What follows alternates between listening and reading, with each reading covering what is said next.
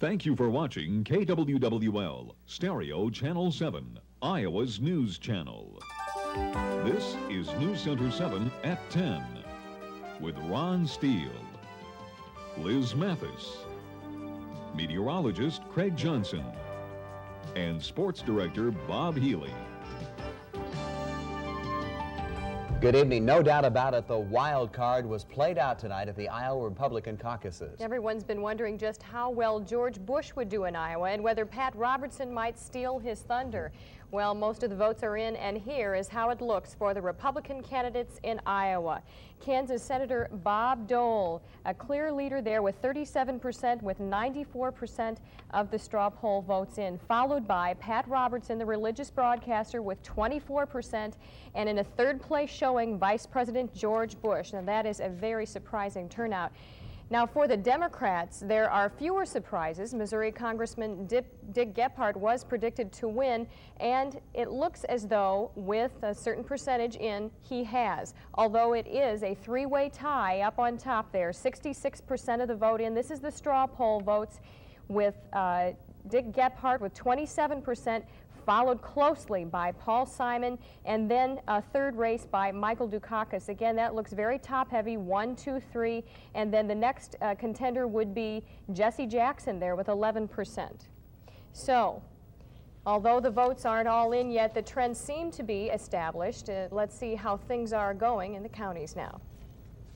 Now, Blackhawk County are statewide Democrats as we look at the Republican poll now, the straw poll delegates, 90% in. In Blackhawk County, the trend has gone just like it is statewide. Bob Dole, the clear-cut winner tonight in Blackhawk County, as expected, and George Bush, a very, very disappointing finish, although he did finish second in Blackhawk County, and Pat Robertson did finish third. But once again, Bob Dole going with the statewide trend tonight in Blackhawk County. Now, Christopher Scholl has been standing by live tonight at the phone bank at Waterloo Central in Waterloo tonight. And Chris, how did the county voters respond tonight? Well, it's interesting, Ron, but Pat Robertson didn't really have the surprising success as he did statewide here tonight. In Blackhawk County, the results are as follows. Of the 90% of the votes that are now in, according across the county, countywide basis, 613 have gone to George Bush. 1,121 have gone to Dole, that's 37%, quite a strong showing there. DuPont, 195 votes, Alhaig, 5 votes, Kemp, 448, and Pat Robertson with 585 votes. He did strongest there in the rural areas here in this county, uncommitted 12 votes. Now with me is a Pat Robertson supporter, Brian Bauk, and I have to ask you, first of all, why don't you think he did quite as well here in Blackhawk County as he did statewide? His base of evangelical Christians is quite a bit smaller in this area. Also, Kemp had a very good organization in this area which tapped from the Robertson support. If you look at the totals of both together, that would still put us in second place. You pleased with the results? Very, very much so. Very happy. Okay, we also have a Mike Ralston, who is the 3rd District Republican Committee member with us tonight. And Mike, I have to ask you, with this strong influx of Robertson supporters, how does it change the Republican Party here locally especially? I think, Chris, the verdict is still out. The best part of the thing for the party is that there were so many new people. I think we have yet to see whether those people stay within the party and try and build within the system or not. Are you pleased with what you've seen here tonight? I think there were a number of good things about it. There was a strong organization from both Bush and Dole, which wasn't a surprise, but it was a surprise that Robertson is such a strong organization. Okay, thank you. Mike Ralston with the 3rd District Committee member. Liz, Ron? Okay, thank you, Chris. Now, the Democrats also packed their caucuses tonight. Turnout was so heavy, in fact, that a number of precincts ran out of registration cards. Diane Hostert is standing by live at the Blackhawk County Democratic headquarters. And Diane, any surprises tonight? Actually, there were a few surprises.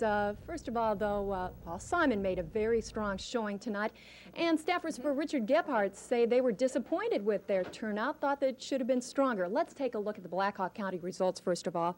Richard Gephardt, who started campaigning in Iowa in October of 1985, coming up with 87 delegates. That's 30% of the votes. Now, this is with 59% of the precincts in. Paul Simon showing up with 86 delegates, so 30%. That is neck and neck right now here in Black Hawk County. Michael Dukakis coming up with 62 delegates, that's 21%. Jesse Jackson also making a strong showing with 40 delegates, that's 14% of the votes. Bruce Babbitt came up with 9 delegates, that's 3%. Uncommitted came up with 5 delegates, that's 2%. Gary Hart and Albert Gore, as expected, picked up no delegates. Very poor showing, but that was probably to be expected.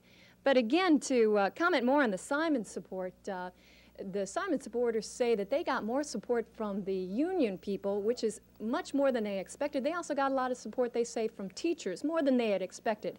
And again, the Gephardt staffers say they believe that weather may have kept many of their people at home, so they were expecting even better support here in Black Hawk County. Right now, though, the race is neck and neck between Paul Simon and Richard Gephardt here in Black Hawk County. Ron and Liz? All right, Diane, thank you Okay, very much. thanks. That really holds true for what's going on. Now, right now, Lori Jewett is standing by live at where everything is happening in Des Moines. So, Lori, let's find out what is happening, I guess, from Lori Jewett in Des Moines right now. Ron and Liz, well, it's all coming down to the very end here in Iowa for the 13 candidates, the 3,500 reporters here, and the more than 650 volunteers, because tonight, Iowans had their say. In some of these precincts, 1 or 2 people is the difference between getting a delegate and not getting a delegate. And The evening started with last-minute recruiting. Then the campaign switched into high gear. They have ways to make sure supporters turn out for their candidates. Go on in. And then it was time for the big event. Some 2,487 precinct caucuses, both Democrat and Republican, all across Iowa. Dole, 65, Bush, 18, Kemp, 12. Results started trickling in at Republican headquarters first, thanks to that party's simple straw poll. The Democrats are doing their own tabulating, since they're about the only ones who can figure out their delegate selection system. I'm here now live with Bev Hubble-Taki, who is the state co-chairman of the Dole campaign. Bev, thanks for joining us. Good. What will this mean nationally for the Dole campaign? Well, it has national implications because in the past 3 elections, all 5 out of 6 of the winners of the Iowa caucus went on to win their party's nomination. So obviously the Iowa caucus is not just a regional victory, but has implications to go all the way. This will help him in New Hampshire, where he trails by 18%, both in the polls perhaps and in fundraising, won't it? Yes, and it'll create a whole new focus on his leadership, his electability. All of the reasons that I'm with Bob Dole, I think will come into sharper focus for the whole country now. Now, when I've heard Dole speak on the campaign trail, he often welcomes the Pat Robertson supporters. Is he poising himself to collect those supporters if Robertson falters down the line? Well, after all, his own wife is an evangelical. Senator Grassley, Mrs. Grassley are evangelicals, as am I. And so obviously Bob Dole has a lot of appeal for the evangelical community. And I think it's a natural thing for him to be welcoming and warm to the Robertson people. And indeed, at the convention, they could make a big difference, because I think if it comes down to it and they have to choose between Dole or someone else, that they would come with Dole. Is this the end for Bush? They said a defeat in Iowa would be fatal. Well, you know, the vice president didn't get where he is today because he's not very able, and so that would be a big mistake and very presumptuous to count him out of the game. So I think that we'll be seeing plenty of George Bush on the trail, and it'll be close from here on. That'll be very close in your family, because your husband, 2nd District Congressman Tom Taki, is state co-chair of the Bush campaign, and now you're working for the Dole campaign. What's that meant in kitchen talk?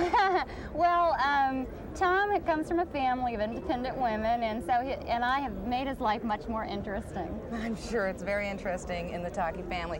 Bev Hubble-Taki reporting with me from the Democratic Convention Center in Des Moines. Back to you, Ron and Liz. Lori, we'll get back to you in a few minutes, okay? So don't go anywhere. About half an hour. Thanks, Lori. Before we break away for weather and the rest of tonight's news, let's take another look at the statewide results in the race for a Republican nomination. Iowans have chosen. Can we take a look at that? Okay, in statewide results, Iowans have chosen Robert Dole, 37%, followed by Pat Robertson, as we have said before, in a surprising second win, 24%, and third, George Bush with 19%. Democratically, Richard Gephardt has 27%, and I think really this is a little bit closer than everyone anticipated. Michael Dukakis at 21%, and Paul Simon, really pretty good story tonight. He is running second, only 2 percentage points behind Richard Gephardt now, as he closes in with 66% of the straw poll tallies coming in. And of course, Gary Hart, really no factors everyone expected, and Jesse Jackson really looked good tonight. Here are the delegates as they will be proportioned out according to the support which was garnered tonight at the precinct caucuses, and these are with 63% coming in. And again, Richard Gephardt 31%, Paul Simon 27%, and Michael Dukakis running third, and Jesse Jackson an impressive fourth place. We'll have a lot more caucus coverage for you in a special report tonight at 10:30. Also, we're going to take a break right now. We're going to come back with the weather and some other news, so stay with us, please. KWWL, Waterloo, Cedar Rapids, Dubuque, Iowa City. A little bit of blowing snow out there right now, or what's going on? Well, there's been a little bit, although no problems at all. And actually, the snow's coming to an end. So really? This latest storm is just about long gone right now. Good. We'll take a look at some of the snow totals around eastern Iowa from this storm. Not a lot, anywhere between about 1 and 4 inches for most places. In fact, most spots an inch or two, the most common. Charles City had 2 inches, Eldora 2 inches. Elkader, one of the heavier amounts around, with 4 inches of snow out of the storm. Anamosa picking up about 1.5 inches. Iowa City a couple of inches, and Washington adding about 1 inch of snow. Some other reports now from around eastern Iowa. Decorah had 3 inches of new snow. Manchester with 2. Vinton had about 1.5 inches, and Toledo reported 2 inches. And really, the winds haven't been much of a problem at all around the area, though there's a very light coating of fluffy snow across eastern Iowa. Winds may run around 10 to 20 miles an hour during the night tonight. That shouldn't cause too many problems for most areas. Let's take a look at the specific highs and lows from around eastern Iowa today. Waterloo, a high of 16 degrees, just over 1 inch of snow officially. Cedar Rapids 19 and just over 1 inch. Dubuque 14, about 1 inch. Iowa City 18 and reporting 2 inches of snow. Elsewhere across eastern Iowa, temperatures in the teens and lower 20s today. Again, the snow totals running anywhere between about 1 and 4 inches for most areas in eastern Iowa. The heaviest totals in the northeastern portion of the state. The storm system is now moving eastward and will be moving out of Iowa during the night tonight, and a little bit colder air coming in behind it. But all in all, kind of a typical February weather pattern across eastern Iowa. Now look at the U.S. satellite image taken at 10 o'clock this morning. There are the clouds. We'll time-lapse that now and watch what happened during the day. The snowstorm is right in here. Clouds kind of brushing by eastern Iowa, thickening up during the day, and then moving on to the east. This next system here, not amounting to much, is sliding to the south of Iowa. Upstream is another one right there. Keeping an eye on that one. It should produce some areas of light snow across eastern Iowa tomorrow night, although most of that should be in the southern counties with just some flurries across the north. Now check our high temperatures around the nation today. Single digits above zero to the north of us, in an area of teens clipping northeastern Iowa, 20s, 30s, 40s. The warmest spots over the southwest. Temperatures in the 70s today. Checking now the national weather map. Here's a storm system right on top of Iowa now, moving through eastern Iowa at the moment. Some snow running out ahead of that. That'll continue moving into the eastern part of the country, where high pressure giving a pretty quiet weather pattern this evening. A little colder air kind of puddled up across the northern plains tonight, and that'll be dropping in behind this storm system as it moves across the middle of the nation. Out west, some milder air still hanging in the western part of the country. That'll be moving eastward later in the week to warm our temperatures up here in eastern Iowa. Now look at the Midwest weather map. There's a snow late this evening, still falling around the Great Lakes into Wisconsin. Iowa County, Wisconsin, about 4 inches of snow. Both Greene and Richland counties in Wisconsin reporting about 3 inches of snow as this thing scoots on to the east tonight and heads off towards the lower Great Lakes area. And then the winds will switch around to the northwest as a colder air moves in from the north. The latest satellite image showing plenty of clouds still around the area, although the main area of snow is now in these brighter clouds right in here. That's gradually moving away from the state of Iowa. As far as our temperatures are concerned, Mason City has 13, Decorah 2, Rochester 2 below, Waterloo 15, Dubuque 15, Cedar Rapids 22, Iowa City at 25. Outside now, humidity 96%, northeast wind at 8, pressure rising 30.15. Tonight, some flurries ending, mostly cloudy, winds becoming northwest at 10 to 20 miles an hour. Lows tonight around 0 or so in the north to about 16 in the south. Tomorrow morning then, at 7 o'clock, a few clouds in parts of eastern Iowa and the snow off to the east of us. By 7 o'clock in the evening, another batch of snow approaching from the west that would affect mainly the southern half of the area tomorrow night, although the north could get clipped with some flurries. Eastern Iowa forecast tomorrow, partly cloudy to cloudy, north winds at 7 to 12 miles per hour, and highs tomorrow should be mainly in the teens. Tomorrow night, north of Highway 20, a chance of flurries, otherwise some light snow or flurries developing. Lows 5 in the north, 15 in the south. Looking ahead then, Wednesday, chance of snow, Thursday, partly cloudy, Friday, chance of snow, and Saturday, partly cloudy as our seesaw weather continues. And by Friday and Saturday, back to the 20s. So our heat wave comes again later in the week this Our week. seesaw weather goes right along with our seesaw caucuses tonight, That's I guess. exactly right. Okay, thanks, Craig. On Wall Street today, the Dow fell 15 points to 1896. New York gold was up $1. New York silver unchanged. Northeast Iowa hogs were $1 to $1.50 lower with a top of $48. Iowa interior cattle closed at $1 to $2 higher at $69.50. Northeast Iowa grain averages, corn up 1.5 pennies and beans down 1.5 pennies. Still to come tonight on News Center 7, Russia vows to pull some of its troops out of Afghanistan. And a plane crash in West Germany leaves no survivors. These and other stories when News Center 7 continues. Widespread violence continues tonight in the occupied territories of East Jerusalem. That word comes as Israeli troops apparently have killed a Palestinian schoolboy after taking him out of his home in a refugee camp in the Gaza Strip. Today's violence also saw 2 police officers injured when Arab troops set fire to a vehicle commandeered by Israeli officers. Other violence came during the funeral of a Palestinian teenager reportedly beaten to death by the Israeli soldiers. Meantime, the Kremlin has set a date to begin pulling the troops out of Afghanistan. Soviet leader Mikhail Gorbachev says the pullout will begin May 15th, but only if the United Nations-sponsored negotiations between Afghanistan and Pakistan result in a settlement by March 15th.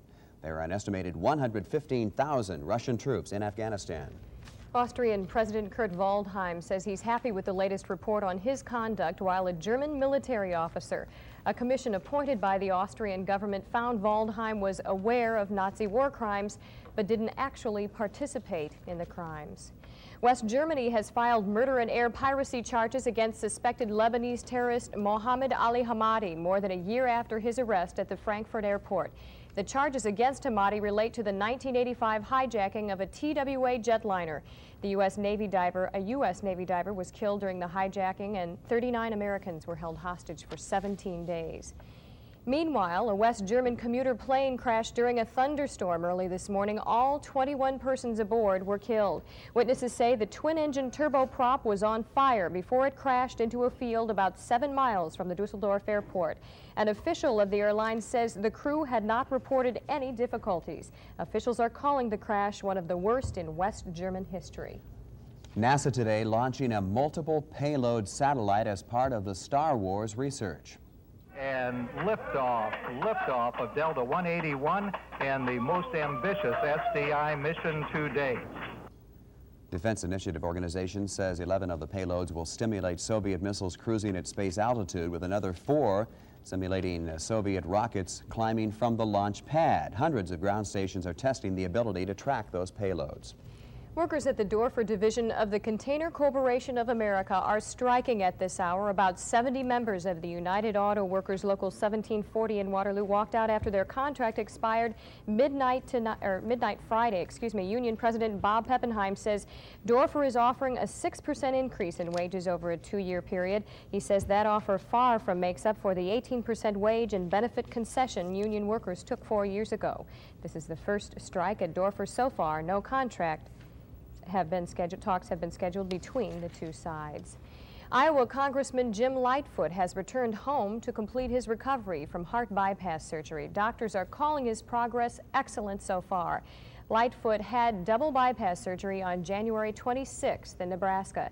Aides to the representative say he will rest at home for about 4 weeks before going back to work. Residents of Dyersville are celebrating tonight the announcement of a brand new hotel for their community. Local and outside investors are planning a 37-unit facility to be completed by sometime in the spring. Connie Tremkamp of the Dyersville Chamber of Commerce says the new motel is necessary as the Highway 20 expansion project is bringing more and more people to the Dyersville area. In sports, Bob will have the latest college basketball poll. And tonight, a big rematch for Eldon Miller and the Panthers against the league-leading Southwest Missouri team. The highlights are coming up in a moment.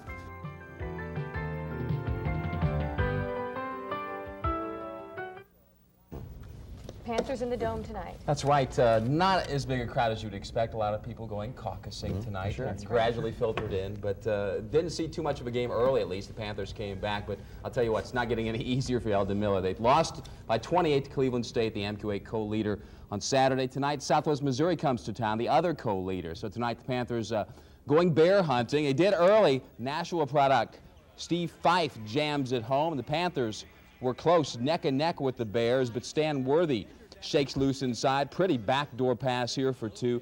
Southwest led by 10. Clay Holt burned the Panthers outside. He cans the triple here. He had 29 points. Bears by 10 at the half, 44-33. Eldon Miller is wondering, how do I get back in this game? Go to James Parker. JP goes one-on-one and scores inside. He had 14. The big man for the Panthers, though, Jason Reese, banging away inside. He finishes with 22 points. Panthers could not get this ball game any closer than 6 points in the second half. They had to press. The Bears take them deep. The home run pass ahead to Stan Worthy. He scores 93-78. The final score, UNI falls to Southwest Missouri. Cleveland State leading at the half. Other AMQ8 scores, it was Eastern over Illinois Chicago, and Wisconsin Green Bay knocks off Valpo 54-52. Top 20 action, Bradley knocks off a team UNI will play next week. St. Louis loses. North Carolina State takes the day off, plays Baptist South Carolina. I don't know why this time of year. Well, the Hawkeyes play on Wednesday against Ohio State, then Monday home against Purdue. Now after that, the Hawks have just 2 of their last 7 games at home. That, coupled with injuries to B.J. Armstrong and Al Lorenzen, will make it a tough road down the stretch to tournament time for Tom Davis. John, I try not to think too much about it, to tell you the truth. You got to play all 18 games, and some are at home and some on the road, and they come in different. I try not to get too into that. Just what's our next game, where is it, and how do we get ready, and let's go play. And just worry about the next game. Let's beat Ohio State. Ohio State's a very big game for us because we want to stay in contention. We don't want to eliminate ourselves from the Big Ten race, and we want to stay close so that the Purdue game means more that following week. And to do that, we've got to beat Ohio State. And I don't think we're happy about the way they whipped us up there. I don't think that was a very comfortable feeling for the players after that game. So hopefully they'll be ready to play. Iowa State at number 13 in this week's college basketball poll, the AP poll. A new number 1, though. A lot of upsets this week. The Temple Owls are on top for the first time this season. Purdue climbs to number 2 after their win over Michigan, Arizona, Oklahoma, and Pitt is 5th with 2 first-place votes. North Carolina, UNLV, BYU, and Duke tie for 8th. Kentucky 10th. Syracuse, Michigan, Iowa, Kansas State, and Bradley. Bradley winning tonight, and rounding out that top 20, North Carolina State, Vandy, Fennis Dembo, Wyoming and Company. Bobby Knight's back in that top 20, and Villanova comes in at number 2-0. In the NBA, the Philadelphia 76ers have fired coach Matt Guokas. He's replaced by assistant Jim Lynam for the rest of the season. They were having a bad year, folks. 7 of 9 that they had lost 10 straight on the road. Finally, let's check the high school scoreboard tonight. Some games around town. Midland over Bennett, 57-46 in boys action. And do we have any other scores? Yes, Lansing over West Central, Osage over Forest City, 73-64. Charles City was a winner. Tripola also over Dunkerton. And in wrestling, Marion over Cedar Rapids, LaSalle by a score of 34-25. Monmouth over Coe in college basketball, 103-80. Back to your caucus anchors, Liz and Ron Steele. Thank you, Bob. Nice talking to you. What about our weather, Craig? A good day tomorrow. Partly cloudy to cloudy skies and highs in the teens. That's it for 10 o'clock on News Center 7, but don't go away. Stay with us. A special caucus report is coming up in a moment.